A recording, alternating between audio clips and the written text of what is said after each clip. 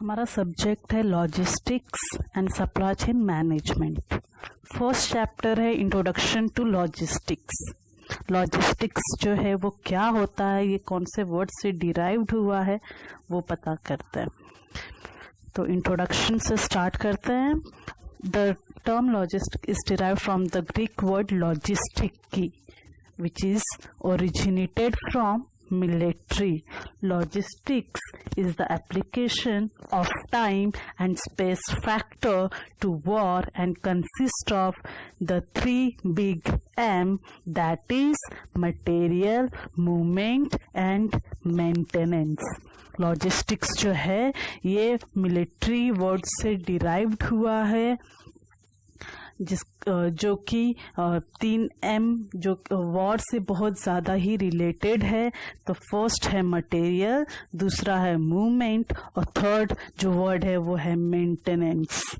In war, it is of paramount importance to have war supplies such as arms, food, water, fuel, etc. to the armies fighting the enemy or guarding the boundaries in remote areas. In simple words, get the right product in the right place at the right time is meaning of logistics. Next, the definition of logistics.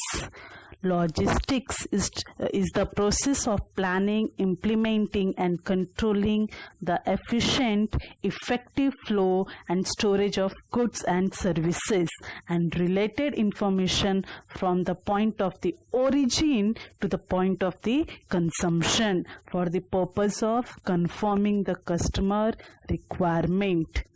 Logistic का definition क्या है? Logistic जो है ये एक process है 3 चीज़ों का, प्लानिंग, इम्प्लीमेंटिंग एंड कंट्रोलिंग। जो गुड्स है एक जगह से दूसरी जगह पे सही टाइम पे कस्टमर की ज़रूरत के हिसाब से मिलना ही लॉजिस्टिक होता है। नेक्स्ट है logistical mission. Next topic is our logistical mission. Logistical mission क्या होता है? Logistical mission is to plan and coordinate all those activities necessary to achieve desired level of customer service while minimising total operational cost. Logistical mission क्या होता है? ये 2 चीज़ों से जुड़ा हुआ है, प्लानिंग एंड कोऑर्डिनेटिंग। अब प्लानिंग एंड कोऑर्डिनेटिंग किसका होगा? सारी उस एक्टिविटीज़ का जो कि हमारा जो कस्टमर जो है उनके डिज़ायर से रिलेटेड है। जैसे कि कस्टमर का जो गुड्स है वो टाइम पे कहीं पे भी पहुंचा देना, कम खर्चे में पहुंचाना, और जो भी हमारा कॉस्ट होगा वो उसमें सब कुछ जुड़ा हुआ होता है। तो वो आगे हम देखते हैं कि वो क्या है। तो लॉजिस्टिकल मिशन जो है वो 2 पार्ट में डिवाइडेड है। पहला सर्विस और दूसरा टोटल कॉस्ट। अब लॉजिस्टिकल मिशन जो है उसमें पहले पार्ट पे जाते हैं जो कि है service. Service is basically measured in 3 terms. The first term is availability. Availability means having necessary level of inventory to consistently meet customer requirement of finished goods. मतलब जो कस्टमर ने हमको पूछा है, अगर फॉर एग्जाम्पल उन्होंने बोला है हमको कि हमको ये मटेरियल चाहिए, तो वो मटेरियल हमारे पास है क्या, उसको अवेलेबल करना जो है वो होता है अवेलेबिलिटी। सेकेंड है ऑपरेशनल परफॉर्मेंस। ऑपरेशनल परफॉर्मेंस जो है वो इन्वॉल्व करता है डिलीवरी स्पीड एंड कंसिस्टेंस। जैसे कि जो डिलीवरी है वो टाइम पे कस्टमर के पास पहुंच रहा है या फिर नहीं पहुंच रहा है। तो कस्टमर को सर्विस देना है तो अच्छी सर्विस दी जाएगी, तो आप डिलीवरी क्या करोगे? ऑन टाइम करोगे। थर्ड है service reliability. Service reliability involves the quality attributes of logistics. अब क्वालिटी मतलब क्या हो गया कि जैसा आपने डिलीवरी किया है, प्रोडक्ट जो है कस्टमर तक पहुंचाया है, तो अगर वो प्रोडक्ट जो है कस्टमर को पसंद आया या नहीं पसंद आया, वो होता है आपका service reliability. So next part है टोटल कॉस्ट. टोटल कॉस्ट जो है वो बेसिकली क्या होता है? Total cost is a basically consolidation of all the functional cost. For example, जैसे कि आपको वीडियो में दिख रहा होगा, फॉर एग्जाम्पल मैंने आपको बताया है क्या है, ट्रांसपोर्टेशन है, ऑर्डर प्रोसेसिंग कॉस्ट है, स्टोरेज कॉस्ट है.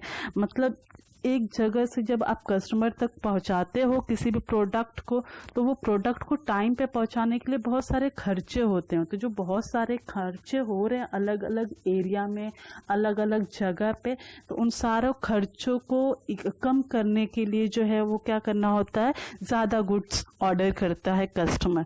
जब ज़्यादा गुड्स आप ऑर्डर करते हो तो आपका जो कॉस्ट, जो खर्चे होते हैं वो क्या हो जाते हैं, कम हो जाते हैं. फॉर एग्जाम्पल, अगर मैंने 10 AC बुक किया हुआ है और वो AC जो है मैंने सूरत से बुक किया है, अगर वो सूरत से AC मेरे पास मुंबई में आ रहा है तो भी उसका खर्चा फॉर एग्जांपल 2000 ट्रैवलिंग का जाता है. अगर मैं वही 2000 की जगह 2000 की जगह नहीं, जो मैंने 10 AC ऑर्डर किए उसकी जगह अगर मैं 20 AC और ऑर्डर करती हूँ तो भी उसका एक्सपेंसेस क्या होगा, 2000 ही होगा.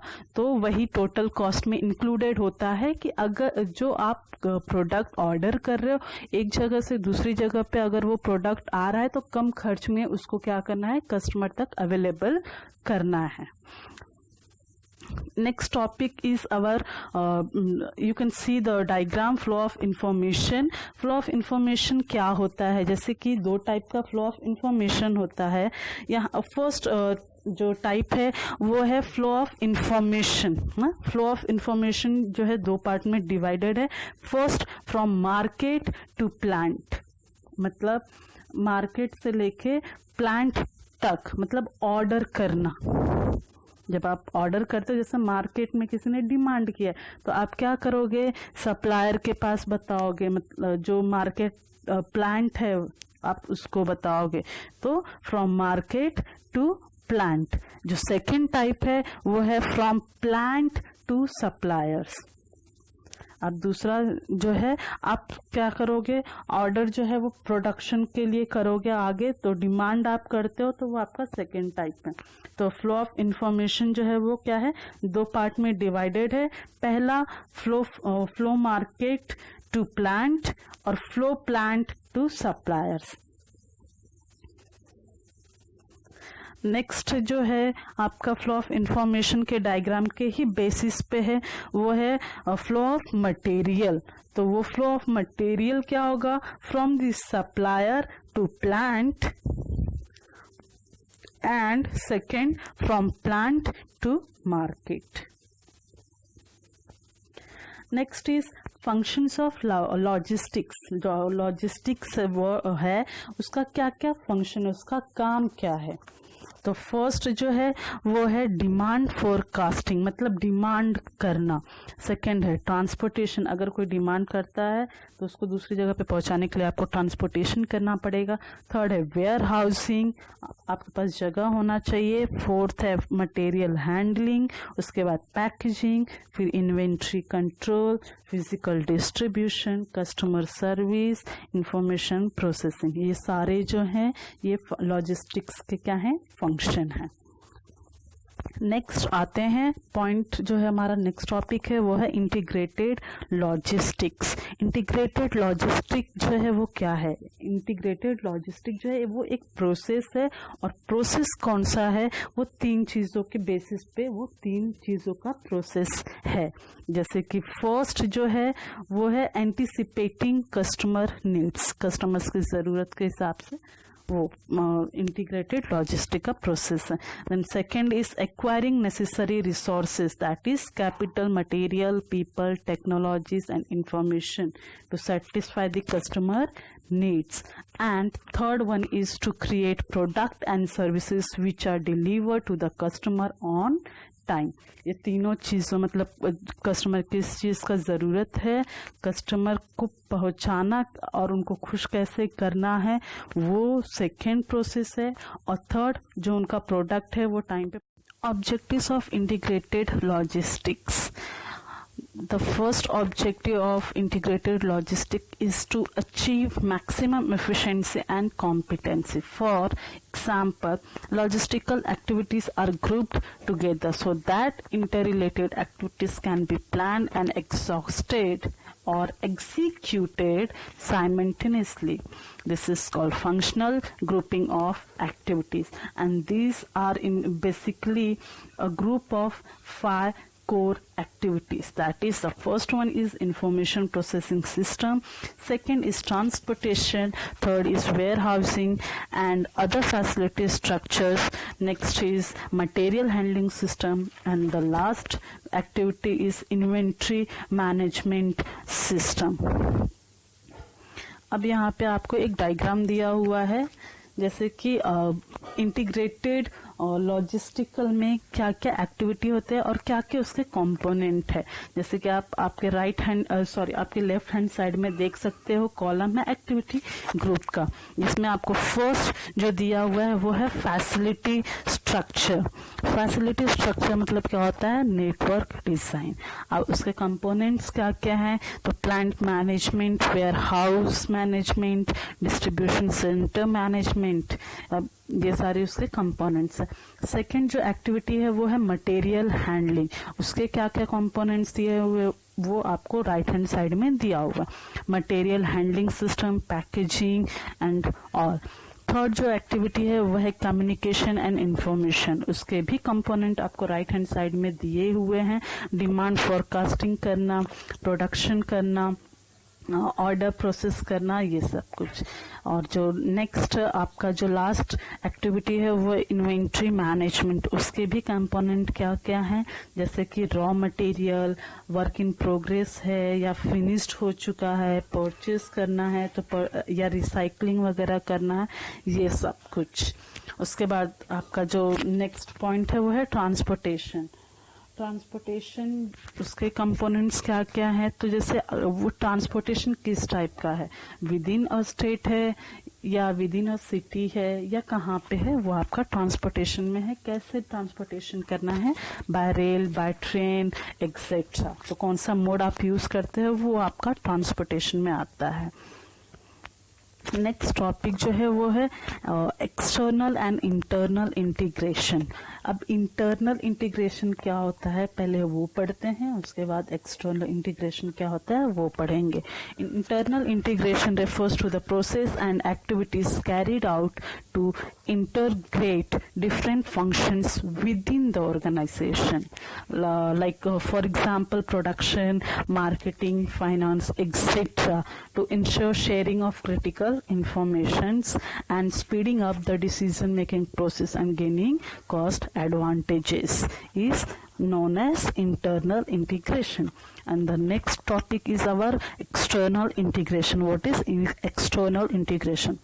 So external integration is the process of integrating the organization with its suppliers and market so that the flow of material from the suppliers to the organization and flow of product from the organization to the market is managed with maximum efficiency. So internal integration जो है वो किस type का process है, within a company process है, like procurement, manufacturing, distribution, as you can see in this video, okay. और external integration जो है वो किस टाइप का प्रोसेस है, आप आउटसाइडर्स के साथ में क्या करते हो, इंटरैक्ट करते हो कम टाइम में, अपना जो प्रोडक्ट है उसका फ्लो बढ़ाने के लिए, आपका जो एफिशिएंसी है मार्केट में आपका प्रोडक्ट पता होना चाहिए लोगों को।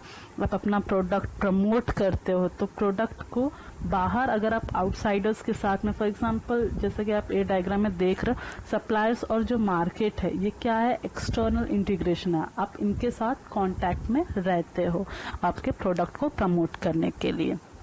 Okay, so our next topic is operating objectives of integrated logistics. First जो ऑब्जेक्टिव है इंटीग्रेटेड लॉजिस्टिक्स का वो है रैपिड रिस्पांस। रैपिड रिस्पांस जो है ये फर्स्ट आपका ऑब्जेक्टिव है जो कि आपको हेल्प करता है कस्टमर सर्विस का जो लेवल है उसको इम्प्रूव करने में। जो टाइम आपने दिया हुआ है उस टाइम पे इंफॉर्मेशन कलेक्ट करना, उस टाइम पे उस चीज़ को इंफॉर्मेशन को अवेलेबल करना, उस प्रोडक्ट को अवेलेबल करना, ये आपका एग्जाम्पल है। ओके, रैपिड रिस्पांस का फटाफट जो है वो क्विकली आप कैसे, जो आपका जो मार्केटर है या सप्लायर है आप उनके साथ कैसे और फटाफट रिस्पांस करते हो, ये आपका फर्स्ट ऑब्जेक्टिव है। सेकेंड ऑब्जेक्टिव जो है वो है मिनिमम वेरिएंस या फिर डेविएशन। अब वेरिएंस जो है वो क्या होता है, वेरिएंस को आप बोल सकते हो कि ये जो है एक बेंचमार्क है। अब बेंचमार्क जो होता है वो क्या होता है, जैसे कि आपका जो ऑब्जेक्टिव है उसको कम करना from this standard set as benchmark. मतलब जैसे आपने टारगेट रखते हो वो चीज़, जैसे आपने टारगेट रखा रहेगा कि हमको इतना ग्रेड लाना है, तो आप उसको अचीव करने के लिए कम से कम टाइम में आप क्या करते हो, वो होता है बेंचमार्क।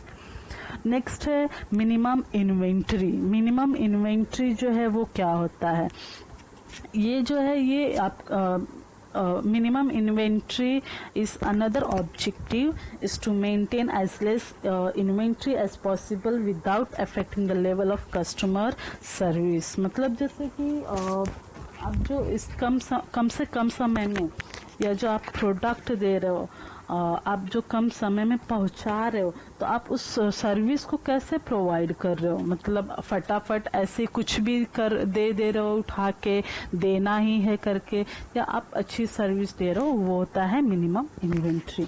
नेक्स्ट जो है वो है quality. Quality in the sense आप जो आपका प्रोडक्ट है उसका स्पेसिफिकेशंस कैसा है, जैसे कि उसका वेट क्या है, कलर क्या है, फिनिशिंग अच्छा है या नहीं है, या जो गुड्स है वो सही तरीके से है या फिर नहीं है, ये आपका क्वालिटी में आता है। अब क्वालिटी में भी दो चीज़ें होती हैं, पहला तो प्रोडक्ट स्पेसिफिकेशंस जो कि कलर वगैरह, वेट है, वेट कलर ये सब चीज़ें आती हैं उसमें। सेकंड जो क्वालिटी है वो है सर्विस डिलीवरिंग प्रोसेस। जैसे कि आप जो गुड्स जो है वो दे रहे हो तो उसके बारे में कंप्लेन वगैरह मिला है, या आप पूछताछ करके जो सर्विस दे रहे हो वो अच्छे से दे रहे हो क्या, या जो आपने सर्विस दिया है उसको उस कस्टमर ने अटेंड किया है, मतलब उसके हाथ में गया है, ये आपका क्वालिटी है। आप उसको आफ्टर सेल सर्विस कैसे दे रहे हो, ये सब चीज़ें जो हैं वो आपका आता है सेकेंड क्वालिटी के टाइप में, जो कि है सर्विस डिलीवरी प्रोसेस। नेक्स्ट और लास्ट ऑब्जेक्टिव जो है इंटीग्रेटेड लॉजिस्टिक का है वो है मूवमेंट कंसोलिडेशन। मूवमेंट कंसोलिडेशन मतलब क्या होता है, जैसे कि ट्रांसपोर्टेशन का खर्चा जो है वो कम करना। जैसे कि आप कोई भी प्रोडक्ट जो पहुंचा रहे हो, जैसे कि अभी आपको एग्जांपल ले सकते हो, आप कोई भी कपड़ा खरीद रहे हो तो वो कपड़ा खरीद रहे हो तो आप किसी भी मार्केट में जाते हो तो वो बोलता है कि अगर 1 मीटर जो है वो 60 रुपीज़ का है, तो अगर आप 5 मीटर्स लोगे तो आपको जो है वो कम में मिलेगा करके। आप बोलते ना, समझो उसने 5 मीटर का बोल दिया कि 320 रुपीज़, तो आपने बोला नहीं 300 में दो, तो भी वो क्या होता है पर मीटर के हिसाब से वो क्या करता है, अपना रेट जो है वो कम कर देता है। तो ट्रांसपोर्टेशन मूवमेंट कंसोलिडेशन में भी वही होता है, अगर आप अपना क्वांटिटी बढ़ा देते हो तो जो आपका ट्रांसपोर्टेशन का खर्चा होता है वो क्या हो जाता है, कम हो जाता है। नेक्स्ट टॉपिक जो है वो है barriers to internal integration. Internal integration के लिए क्या जो है वो बैरियर है, अच्छा नहीं है। तो internal integration aims at integrating and coordinating all organisations function to achieve maximum efficiency in the system, but this proposed integration between different organizational function, that is production, marketing, physical distribution, etc., faces certain barriers or resistance। मतलब जो आप जैसे कि आप production वगैरह जो करते हो तो वहाँ पे जो है वो गलती वगैरह हो सकती है। तो ये आपको इंटरनल इंटीग्रेशन का जो है वो क्या है, बैरियर है। अब यहाँ पे भी आपको बहुत सारे बैरियर दिए हुए हैं कि क्या क्या जो रेसिस्टेंस क्या क्या है इंटरनल इंटीग्रेशन का। तो फर्स्ट दिया हुआ है ऑर्गेनाइजेशन स्ट्रक्चर। अब उनका ऑर्गेनाइजेशन स्ट्रक्चर मतलब क्या हो गया, जैसे कि आपको पता है कि टोटल कितने फंक्शंस होते हैं किसी भी ऑर्गेनाइजेशन में। फाइनेंस होता है, मार्केटिंग होता है, प्रोडक्शन होता है, HR होता है, रिसर्च एंड डेवलपमेंट होता है, एक्सेट्रा। बहुत सारे फंक्शंस है, ये आपको पता है ऑलरेडी फंक्शंस कितने हैं। तो ऑर्गेनाइजेशन में इतने सारे फंक्शंस होते हैं। तो यहाँ पे जो होता है क्या होता है कि जो फंक्शंस जो होते हैं वो आप अचीव नहीं कर पाते हो, अच्छी तरीके से आपको नहीं मिल पाता है। For example, marketing would like to maintain high level of inventory of finished product at warehouses so that it can attend maximum level of customer services. अगर आपके पास ज्यादा प्रोडक्ट अवेलेबल होगा तो आप क्या कर सकते हो, कस्टमर्स को अट्रैक्ट कर सकते हो, अच्छी सर्विस दे सकते हो अगर आपने प्रोडक्ट जो है वो स्टोर करके रखा हुआ रहेगा। तो सेकंड जो रेसिस्टेंस है या बैरियर्स जो है वो है measurement system. For example, production efficiency in terms of cost production per unit or production volume per shift. But when the function is treated as a part of an integrated system, cost and output needs to be measured in reference to the overall system. This may not be acceptable to some managers. Third resistance is inventory ownership. What is inventory ownership? Production would like to control raw material inventory and marketing would like to control finished goods or inventory. But a high level of inventory and separate uncoordinated control of inventory is not in the interest of logistical objective. Our next resistance is information technology. In many organizations, systems are developed and implemented in such a way that information cannot be easily shared across various functions or networks. This can be result in poor decision making. Effective decision making requires availability of information from different functions such as capital availability, market demand, projection, existing inventory of raw material and finished goods, etc. And the last point is internal integration resistance or barriers is knowledge transfer capability. What is knowledge transfer capability in internal integration? It is considered as a symbol of strength.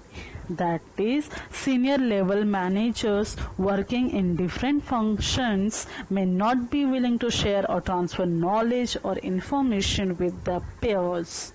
Also, when people retire or shift from the organization, they may not transfer all the relevant knowledge. This will be a significant loss to the organization. Hence, systems should be developed in such a way that knowledge transfer becomes easier.